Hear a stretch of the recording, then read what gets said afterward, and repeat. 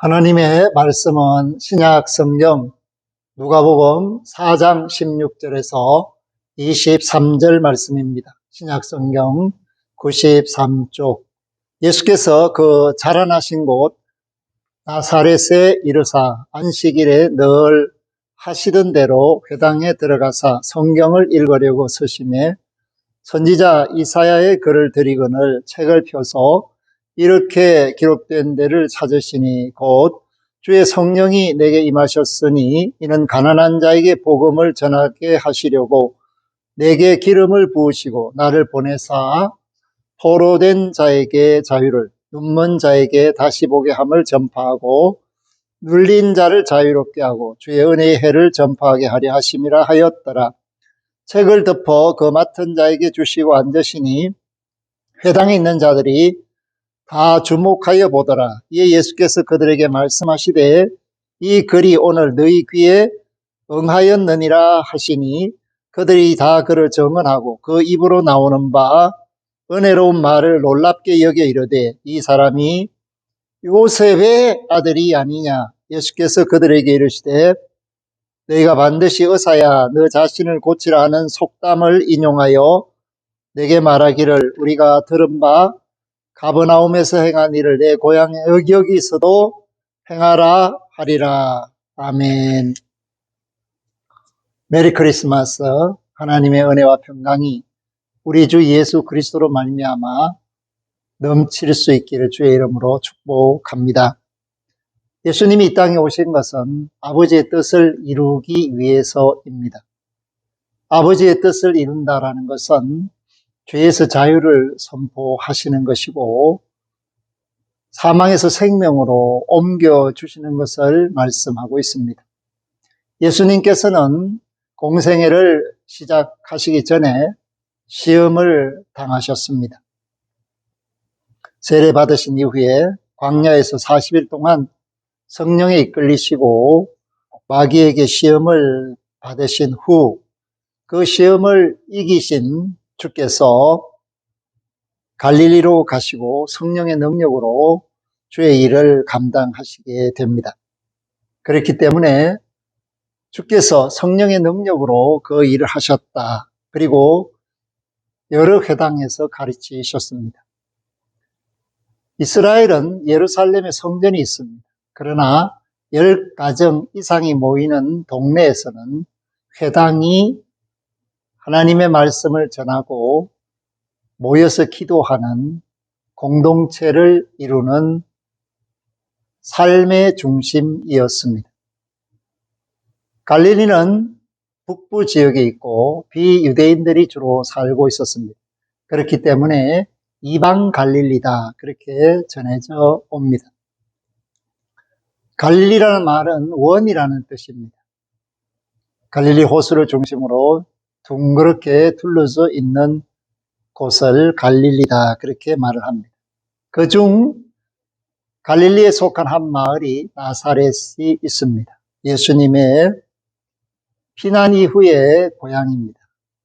베들레헴에서 나시고 애굽에 피난 가셨다가 헤롯이 죽었다는 소식을 듣고 요셉이 나사렛에 정착하게 됩니다. 사랑하는 성도 여러분, 오늘 하나님의 뜻을 이루기 위한 예수님의 선포는 나사렛 회당에서 이루어졌습니다. 예수님은 안식일에 나사렛 회당에 들어가셔서 하시던 대로 성경을 읽으셨다. 그렇게 말씀을 주고 있습니다. 예수님이 성령에 이끌려서 안식일에 늘 성경을 읽으시는 그 모습 속에 하나님의 뜻을 이루시려는 예수님의 삶의 일부를 우리는 엿볼 수가 있습니다. 예수님이 읽으신 책은 선지자 이사야의 글입니다. 18절이 오늘 예수님의 그 사역의 핵심적인 내용을 담고 있습니다. 18절에는 4가지가 나오고 19절에 1가지가 나와서 하나님의 뜻을 이루기 위한 예수님이 하실 일이 5가지가 있다라는 것을 말씀해 줍니다. 그 첫째가 뭐냐? 가난한 자에게 복음을 전하게 하시려고. 아멘. 가난한 자에게 기쁜 소식을 전해준다라는 것을 말합니다. 이 땅에도 가난한 자들이 많이 있습니다. 복음은 살리는 말씀입니다. 새롭게 하시는 말씀입니다. 하나님께로 다시 돌아오게 하는 말씀입니다. 영원히 죄와 상관없이 살 수 있다라는 것을 전해주는 하나님 나라의 선포입니다. 물질적으로 어려운 사람들이 많이 있습니다. 대부분은 그런 사람을 가난하다라고 말합니다. 그런데 오늘 성경이 말하는 가난한 자는 물질뿐만 아니라 심령이 가난한 자를 말씀해주고 있습니다. 가난한 자들이, 물질적으로 어려운 자들이 비교적 예수님을 잘 믿기는 하지만 가난하다고 다 복음을 영접하는 것은 아닙니다. 그렇기 때문에 심령이 가난한 자들이 천국 복음을 듣고 새롭게 되는 길을 얻게 된다는 것을 말씀합니다. 물질적으로 부유하더라도 마음이 괴롭고 힘든 사람들이 주의 말씀을 듣고 눈이 번쩍 뜨이고 귀가 열려서 하나님의 자녀되는 그런 일들이 일어나는 것입니다. 그렇기 때문에 가난하다라는 것을 꼭 물질적으로만 해석해서는 안 됩니다. 예수님은 하나님의 뜻을 이루기 위해서 심령이 가난한 자들을 찾으셨고 물질이 가난한 자들을 찾으셨다라는 것을 말씀합니다. 그들에게 하나님 나라의 복음을 전해주시기 위해서, 그것은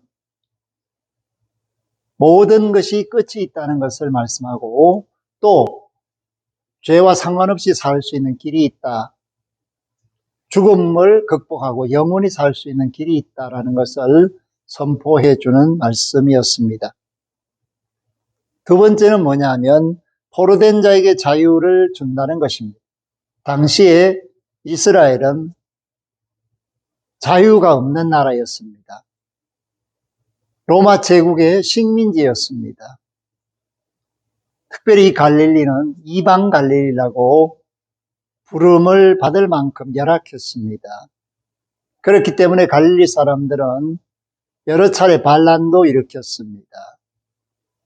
포로가 되었다라는 것은 마음대로 할 수 없다는 것입니다. 신체가 구금되는 것, 감옥에 갇히는 것, 또 노예로 팔려가는 것, 이러한 것들이 모두 포로의 사정을 이야기합니다. 그런데 더 중요한 것은 공중의 권세 잡은 자들의 포로가 되어 있는 사람들은 그 사실을 알지 못한 채 자기가 자유롭다고 착각하면서 세상을 삽니다. 그러나 그 공중의 권세 잡은 자들을 넘어설 수 없습니다. 그래서 죄를 짓고 죄의 종살이를 하고 욕심을 따르고 사랑을 잃어버리고 자기 고집대로 사는 그런 사람들이 바로 포로가 되어 있기 때문입니다. 성령으로 살아야 하는 사람들이, 말씀으로 살아야 하는 사람들이 욕심으로 살고 있고 자기 고집으로 살고 있는 것, 그럴 때 그들은 이미 영적인 포로입니다. 사탄의 포로가 되어 있습니다. 전쟁에 의해서 적국의 포로가 되는 것 이상으로 어렵고 힘든 일이 바로 자신이 포로되어 있다는 사실을 모른 채 죄를 짓고 사망의 길로 가고 있는, 이것이야말로 가장 큰 어려움이요 비극이다라고 말할 수 있고, 이러한 비극은 전 인류에게 일어난 공통적인 비극이다라는 것을 말씀합니다. 그런데 예수님께서는 그런 공중의 권세 잡은 자들로부터 자유를 얻게 하는 해방의 소식을 전하기 위해서 오셨다라는 사실을 말씀해 줍니다. 세 번째는 눈먼 자에게 다시 보게 함을 전파하며, 아멘. 눈먼 자는 육적인 눈을 감겨서 보지 못하는 소경이 있을 수 있습니다. 얼마나 불편합니까? 그리고 자기가 상상으로만 알고 있는 것들입니다. 그러나 그보다 더 안타까운 것은 하나님의 나라를 보지 못하고 영적으로 소경된 자들이 꿈을 잃고 사탄의 종살이하고 있는 이 현실이 어둡기 짝이 없습니다. 그렇기 때문에 눈이 멀었다라는 것은 욕심의 눈이 멀었다라는 말도 되고 하나님 나라를 잊어버리고 살았다라는 뜻도 되고 하나님의 나라를 찾을 수 없는 상태에 있다라는 말도 됩니다. 소경 바디메오가 눈을 뜨듯이 그리하여 자기가 보지 못했던 것을 보듯이 예수님으로 말미암아서 하나님의 나라를 보게 되고 보지 못했던 것을 보게 되는 그러한 역사가 예수님으로부터 주어지는 것. 그래서 이 땅에 있는 모든 것을 내려놓고 영원한 하나님의 나라를 소망하는 믿음의 사람이 될 수 있도록 눈을 뜨게 하시는 것. 영적인 눈을 뜨게 하시는 것. 이것이 바로 하나님의 뜻을 이루는 방법 중에 하나였다라는 것을 말씀하고 있습니다. 또한 네 번째, 눌린 자를 자유롭게 한다. 눌린 자. 사회적으로, 정치적으로, 물질적으로 눌려있는 사람들이 대단히 많습니다. 그렇기 때문에 힘을 쓰지 못하고 맥없이 사는 사람들이 많이 있고 탄식하면서 한숨을 쉬면서 근심하며 사는 사람도 많습니다. 상황이 어려워서 눌려있는 사람뿐만 아니라 심리적으로, 사회적으로, 영적으로 눌려있는 사람들이 많이 있습니다. 그렇기 때문에 우울하고 괴롭고 힘들고 근심하고 고통 속에 있는 그런 모습들이 이 땅에도 많이 있습니다. 그런데 예수님께서는 이 눌린 자를 자유롭게 한다는 것입니다. 그 누르는 대상을 하나님께서 사라질 수 있도록 정리해 주시는 것입니다. 우리가 어찌할 수 없는 그 모든 것을 하나님은 새롭게 하십니다. 그렇기 때문에 눌린 자들이 살고 있는 이 땅에서 새하늘과 새 땅으로 옮겨주시는 은혜를, 구원의 은혜를, 이사갈 수 있는 은혜를 하나님께서 약속하는데 그 일을 위해서 예수님이 십자가의 길을 가셔야만 하는 것이 가난한 자를 위한 일이요, 포로된 자를 위한 일이요, 눈먼 자를 위한 일이요, 눌린 자를 위한 일입니다. 그래서 예수님은 부득불 십자가를 지으셔야 하고 골고다 갈보리길을 가셔야만 했습니다. 다섯 번째는 19절입니다. 주의 은혜의 해를 전파하게 하려 하심이라. 아멘. 은혜의 해. 이것은 모든 사람들에게 자유를 주시기 위한 것입니다. 보편적인 하나님의 사랑을 허락해 주셔서 모든 사람이 기쁘고 즐거움을 회복할 수 있게 하는 겁니다. 원래적인 뜻은 희년을 선포한다라는 뜻과 같습니다. 집을 팔아서 집 없이 살던 사람이 빚 때문에 노예가 되어서 살던 사람이 자유를 얻고 자기 집을 다시 찾고 밭을 찾고 신분을 회복하는 그러한 일들이 은혜다. 그것이 희년의 의미입니다. 그런데 이 세상에서 죄 종살이 하던 모든 사람들이 자유를 얻게 되기를 하나님은 원하시고 있고 그래서 예수님을 통해서 십자가의 복음을 통해서 구원을 완성하시는 부활을 선포하시는 것입니다. 부활은 승리를 상징합니다. 동시에 하나님의 은혜가 임했을 때 일어나는 일을 말해주고 있습니다. 그렇기 때문에 예수 그리스도 안에서 부활에 동참하는 것은 진정한 하나님의 은혜를 체험하고 맛보고 영혼을 향해 나아갈 수 있는 유일한 길이라는 사실을 말씀하고 있습니다. 이러한 일들을 위해서 예수님께서 이 땅에 오셨습니다. 그리고 20절에 보면 그 말씀을 읽고 회당장에게 그 책을 줌으로써 사람들이 다 쳐다볼 때 예수님이 21절에 말씀합니다. 이 글이 오늘 너희 귀에 응하였느니라. 이것은 하나님의 약속, 언약이 이루어졌다. 메시아를 기다리게 하신 하나님의 약속이 예수 그리스도를 통하여 이루어졌다라는 것을 말씀합니다. 하나님이 주시는 약속이 이루어지는 순간, 예수님을 만난 사람들의 축복입니다. 그렇기 때문에 거기에 있는 사람들이 은혜로운 말을 놀랍게 여겼다. 그렇게 정언을 하고 있습니다. 사람들이 정말 원했던 것, 그것을 예수님께서 말씀해 주셨습니다. 그러나 안타깝게도 이 말씀을 듣지 않는 사람들도 있었고, 특별히 나사렛 사람들은 예수님을 거역하는 모습을 보여주고 있습니다.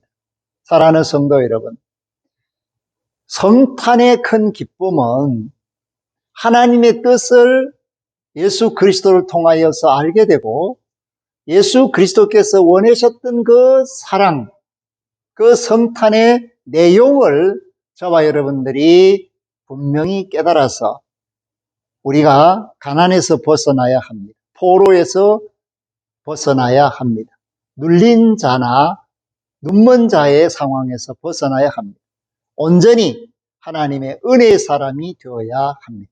그랬을 때 예수님의 십자가가 의미가 있는 것이고, 그것이 나의 십자가가 되는 것이고, 예수님의 부활이 나의 부활이 됩니다. 그 일을 이루시기 위해서 예수님이 오셨다라는 사실을 기억하시고, 하나님의 뜻을 이루려 오신 예수님의 그 사랑이 오늘 저와 여러분을 하나님의 아들, 딸 되게 하셨다는 사실을 깨닫고 큰 기쁨으로 하나님께 영광을 돌리는 저와 여러분들이 될 수 있기를 주의 이름으로 부탁하며 축복합니다. 아멘. 하나님 감사합니다. 예수님의 성탄이 우리에게 가져온 은혜가, 사랑이, 능력이 얼마나 놀랍고 큰지 다시 한번 감사를 드리며 하나님이 주신 사랑에 보답하는 마음으로 예수님이 우리에게 당부하신 그 뜻대로 세상의 소금과 빛의 역할을 감당하며 우리의 착한 행실을 통하여서 하늘에 계신 아버지께 영광을 돌리며 땅끝을 찾아서 생명의 복음, 하나님 나라의 기쁜 소식을 전해줄 수 있게 하여 주옵소서. 모든 것을 새롭게 하시고 사망을 이기시며 영원한 생명을 주신 예수 그리스도의 이름으로 감사 기도하옵나이다. 아멘.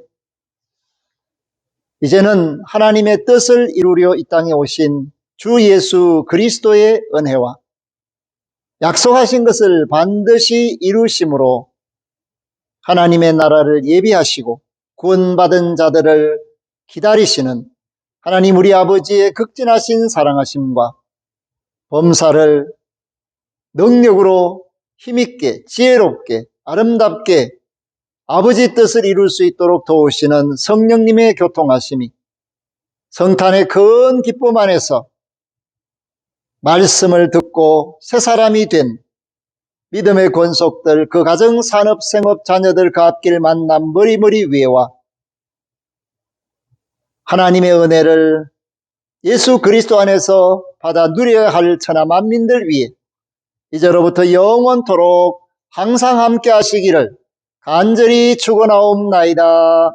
아멘.